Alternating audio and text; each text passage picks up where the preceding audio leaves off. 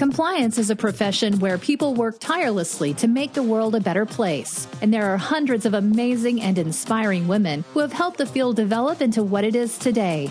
Great Women in Compliance is part of the Compliance Podcast Network, so join Mary, Shirley, and Lisa Fine as they talk with women in compliance who are making a difference.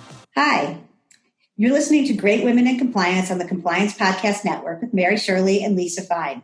I'm Lisa Fine, and today we have my first two-part interview where I'm speaking with Mary Gentile.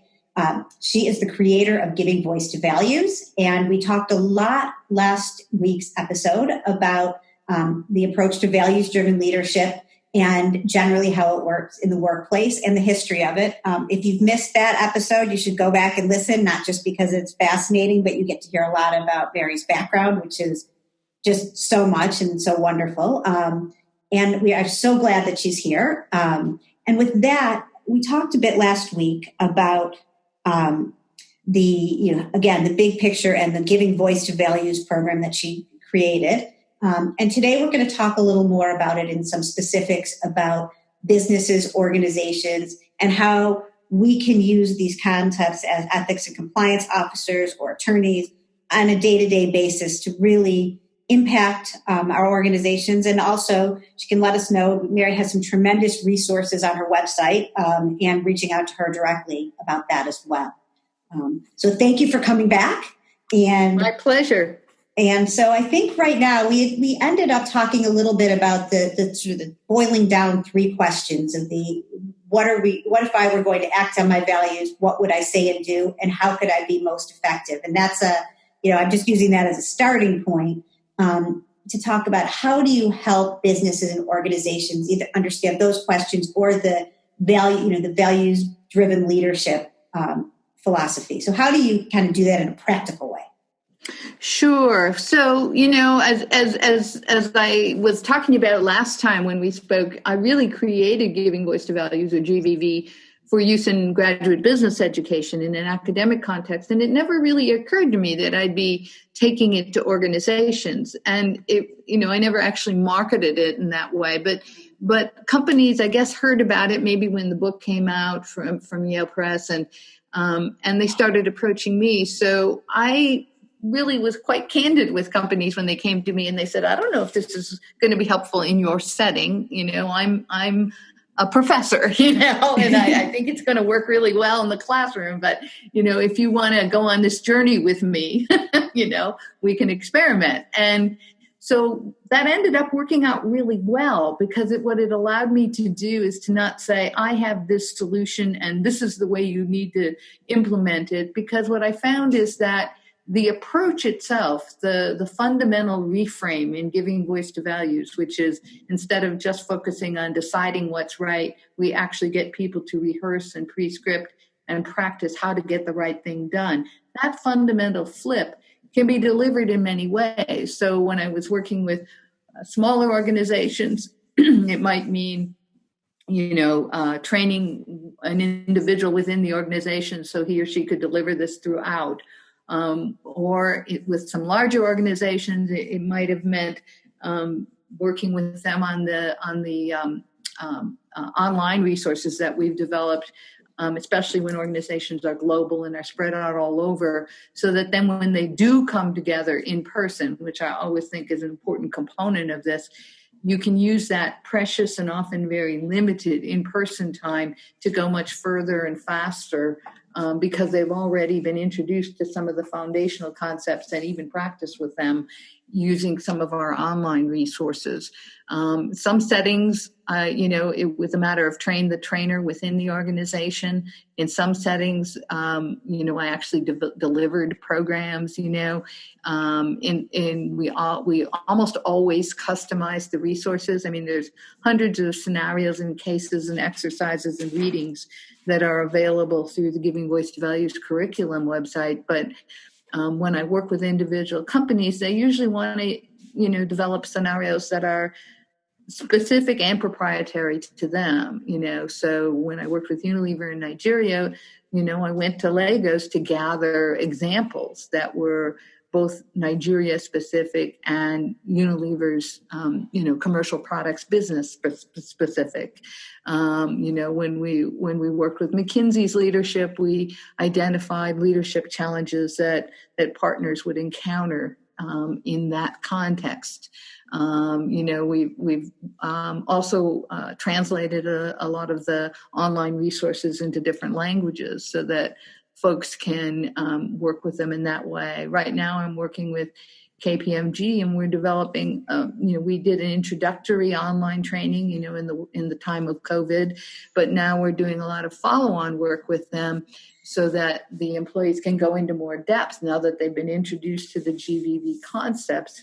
We're developing. We're actually going to be developing this fiscal year a series of application conversations with participants in the different practices where we apply GVV to the different kinds of settings that they deal with. When we work with the U.S. military, one of the things we did with the U.S. Army is the Army has something called SHARP, which is the Sexual Harassment, Assault Resources and Prevention Group. And so we presented the approach, and then the scenarios we applied it to were military-based sorts of experiences where you are either the victim or a bystander around some sort of workplace harassment. And we talked about, giving people the opportunity to pre-script and rehearse that. So we change it up. We have actually a Giving Voice to Values book series that comes out through Routledge Publishing in the UK. And, we've got books on applying GVV to corporate governance. There's one coming out just in a couple months on that topic. And we've got several that have to do with GVV in a legal context, legal education and legal practice. We've got another one that's around GVV for physicians. So, we customize this for the audiences. Some of the organizations I've worked with are large, and, they really want to do something that's more in depth. Like Lockheed Martin has an award-winning video training program they've had for years, but they've adapted it to build in this GVV focus, which focuses on how do you voice and act in these situations, as opposed to simply identifying where the potential transgressions are. So some of them are quite large in that way. Other organizations have done it in a much more, individual to individual approach. So I don't know if that begins to answer your question, but there's just as many ways as there are organizations. Exactly, because I think one of the things that you've highlighted, and actually I had 2 points I wanted to follow up on with you. One is the most important thing is making sure, I think for all of us, that you do tailor what you're doing to the people that you're working with. To what level you do that obviously can be based on both resources and your organization.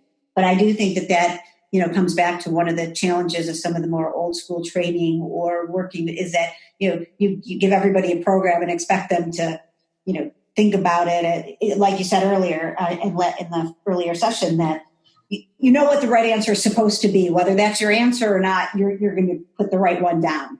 But right. Tailoring that to what you're doing. I mean, that was when I was in law school. I mean, I remember the ethics courses. The answer to the question, in my ethics course was always, it was almost always, the most complicated, go to the government right away type answer.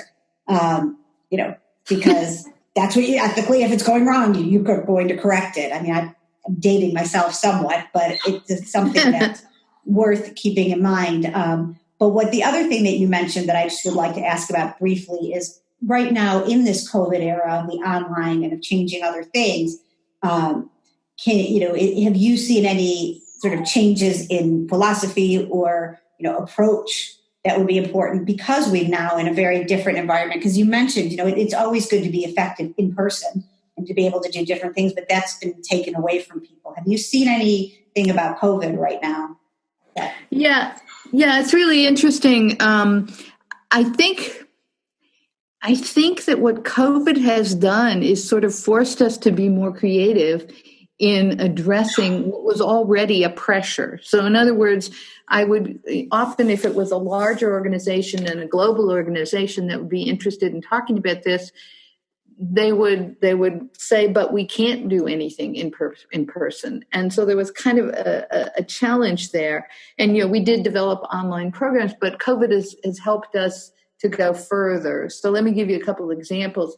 We did already and still have a really, I think, sophisticated and high quality online interactive program that is social cohort based.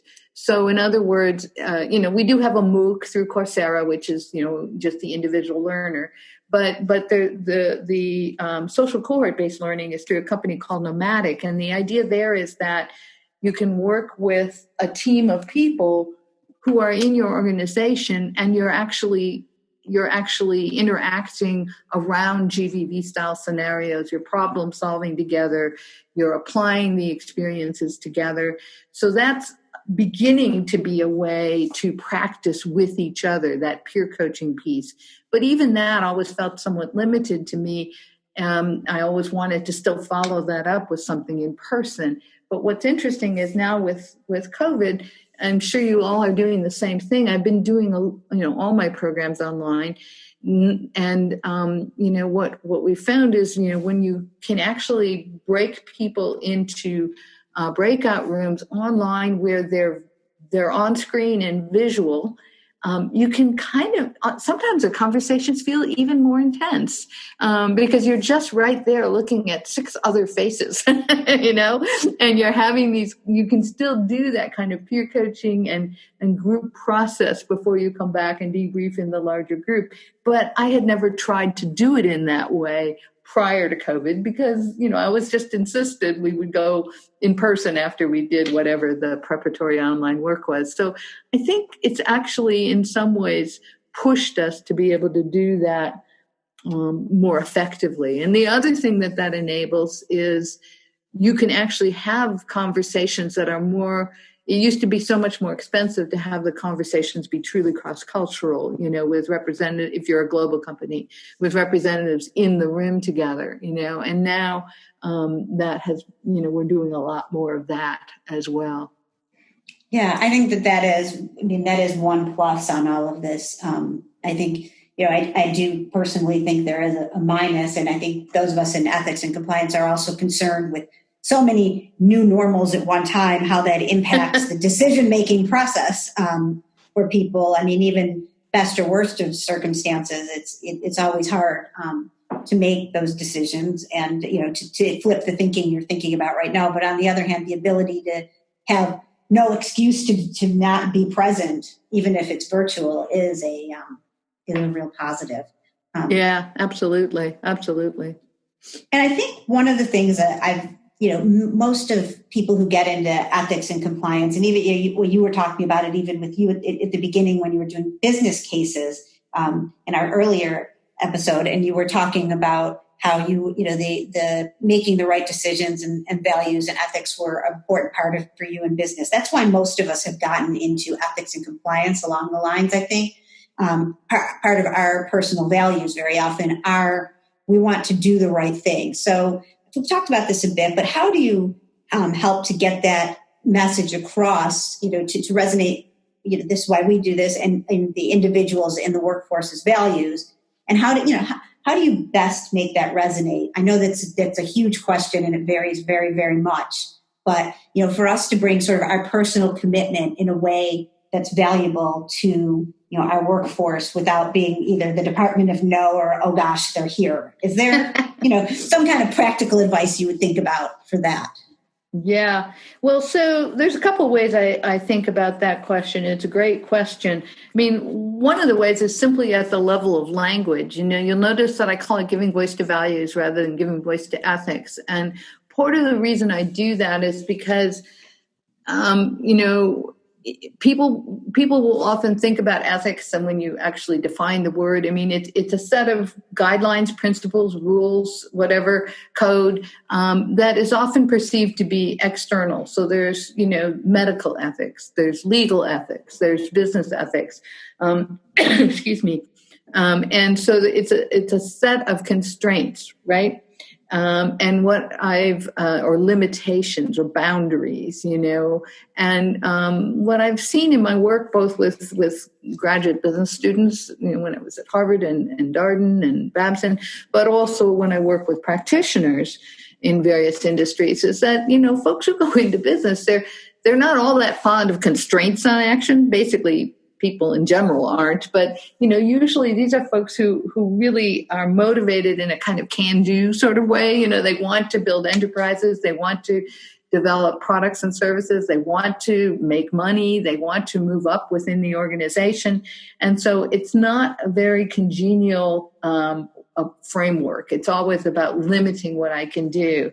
And what I wanted to do was to help people think about behaving in a values-driven and ethical way as something that was more aspirational, something that was coming from them, something that was enabling them, rather than to be limited, to feel, as I said earlier, that they had more choices.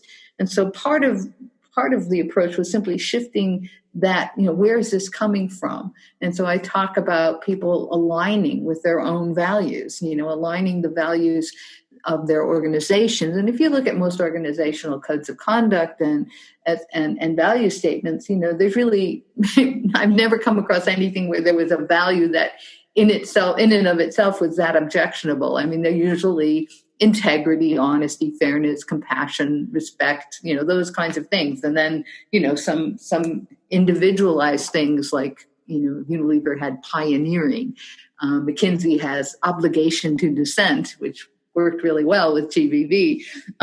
So, the first thing is that frame, to have it be something that you're finding the way that this aligns with your own values, rather than this being something that's imposed on you, And then the second thing is that, people often will assume that they're the only one, or that most people don't feel this way, or that most people don't care about these things. And so we created an exercise in GBV. It's called the Starting Assumptions for Giving Voice to Values. And it's just a list of, 8, 10 sort of very simple statements. Things like, I want to act on my values. I've done so in the past. I've failed to do so at other times in the past. I can get better at this. I'm not alone. I'm not the only one who feels this way. But I won't know that I'm not alone until I actually talk about it, those kinds of things. And what we do is we'll share that list of assumptions with people, and we'll say, what do you think? Are these true? Are these false? Would you take some off? Would you add some? Would you change them? And then after people have had that kind of, it's like an informed consent conversation. After they've had that conversation and they've been invited to push back, to argue, or to accept, then we'll basically conclude by saying, look, these are neither true nor false. You make them true if you behave as if they're true. You make them false if you behave as if they're false. And so what we're asking you to do for the Giving Voice to Values thought experiment is, for the sake of this experience, to behave as if you believe these were true. And the idea is there that you're giving people permission to try on an identity that they may feel like, I don't think this is possible. I don't want to be a sucker. I don't want to be taken advantage of. But you're actually giving them cover. You're giving them the assignment to think about, well, what if people wanted to do this? What if I could do this? And it frees them up to realize that they have more choices. So it starts to address that concern that you were sort of hinting at about how do you help people get in touch with wanting to do this. I think often people who say they don't want to do it, it's because they just don't think it's possible, and they don't want to set themselves up for defeat. I mean, that is absolutely, always a concern. And what you were saying, absolutely. People don't want to set themselves up, and people, I always believe people are trying to really do their best in a complicated world. Right. Which it reminds me that when we talk about the world, that, you're giving voice to values is used throughout the world. Right. And is there any sort of global differences that you have seen to keep in mind? I mean, for example, in some cultures, where just basically your deference to leaders or to your manager is almost considered what you're supposed to do in a value. So, we do always in this area talk a lot about, raising concerns and speaking up, and that's a challenge. But I'm thinking about it even in sort of an earlier part of the mindset. So I was thinking about culture, what you see as culturally, maybe just a couple things that, you would sort of see as either pitfalls or really critical. Right. It's a great question. When I first created GVV, there were a number of folks, leaders in the field in the U.S. and in Western Europe who would say to me, Mary, this is interesting, and, it might actually be helpful here, but it's not going to work and then they would fill in the blank. It won't work in Asia. It won't work in Africa. It won't work in South America. It won't work in the Middle East or in Russia or wherever their experience was. And I thought they might be right? I didn't know, but I started getting invited to all of those places. GVV has now been used literally on all 7 continents. And I found, a real appetite for the approach, but I also found that there were a few things I needed to do to make it effective. Actually, I'll talk about it briefly now, but there's a very short little blog post I did for Harvard Business Review online called Talking About Ethics Across Cultures. If you just Google that title and Gentile, it'll come up. But what I learned is that I had to do a few things. First of all, I had to acknowledge the context. So, I couldn't come in and just pretend that in this country, which has very different laws or very different historical context or very different political setting, that you could do things, that it was just, the same process that you would do in the US or in the UK or in Germany or something like that. So you acknowledge the reality of the context. But then the second thing you do is that you say, but I also know that, despite the fact that you may have different challenges here than the ones I have in the US or in Boston or whatever it is. We all have challenges, but they may be different. I also know that you do have values, that you don't need me, Mary Gentile, to come here, from the US and tell you what values are. We actually know from the research that there's, a set of values that are pretty much universal. It's a short list and they're pretty high level, but the reality is that you have these values. You start from this position of respect, but I also know that given the context you operate in, the challenges to acting on those values may be different than the challenges that I face to act on those values in a different context. So you're kind of establishing this position of respect, but you're also establishing this kind of common ground that just because your context is different doesn't mean that you enjoy, whatever the behavior we're trying to address is, whether it's corruption or any other kind of behavior. And then the third thing I do is I explain what I've already explained to you and your listeners, which is the GVV thought experiment. I let them know that we're going to look at scenarios and we're going to ask you, what if you were this person who wanted to do what they believe the right thing to do was? How could they get it done? And that does a couple things. It brings the stress down because they know they're not going to be put on the spot. What would you do? And, then they get engaged in defending the behavior that they think is the only thing that's possible rather than thinking creatively about how to do something different. So it brings that sort of stress down and allows them to be more creative. Then the fourth thing I do is I always try and have an example, if I can, of someone behaving on their values effectively in the culture I'm in.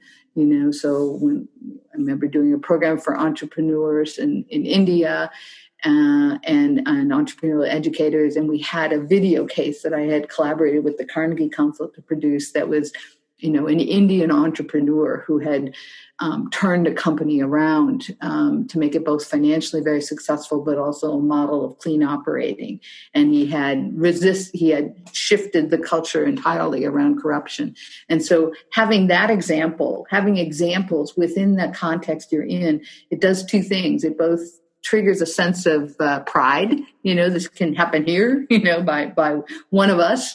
But it also triggers a sense of competition, well, if he or she could do it, I should be able to do this. And then the last thing is that I found that I have to make explicit that the voice in giving voice to values is a metaphor. So you were talking, for example, about some cultures that are more, authoritarian in the their interpersonal relationships and expectations. So I explained that the voice and giving voice to values does not mean telling off your boss. It doesn't mean that anywhere, but it may mean asking questions. It might mean gathering some data and making sure that people see it. It might mean writing a memo. It might mean talking to someone who can talk to someone who can talk to the decision maker. It might mean trying to ensure that someone who embodies a different perspective is included in the decision-making task force. It might mean looking at the person who makes this decision and figuring out what typically influences him or her. When have I ever seen them change their mind before? And how could I tap into that? It might mean building a set of allies, a kind of coalition. It might mean building a much more incremental process for systemic change. And we have cases that illustrate all of these different kinds of actions in the collection. And we explicitly try and have cases that show these behaviors happening in other parts of the world. A few years ago, we got funding from the United Nations Global Compact Prime to develop a series of 10 anti-corruption cases in India.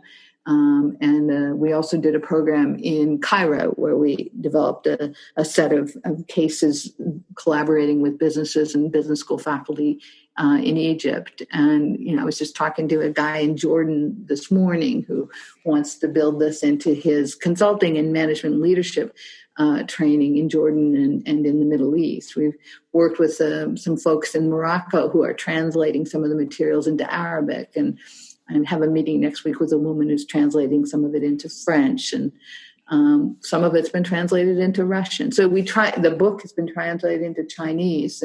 So we try and, work with people who are in the different parts of the world that we're talking about so that they can, have some of that cultural nuance in the way they talk about it.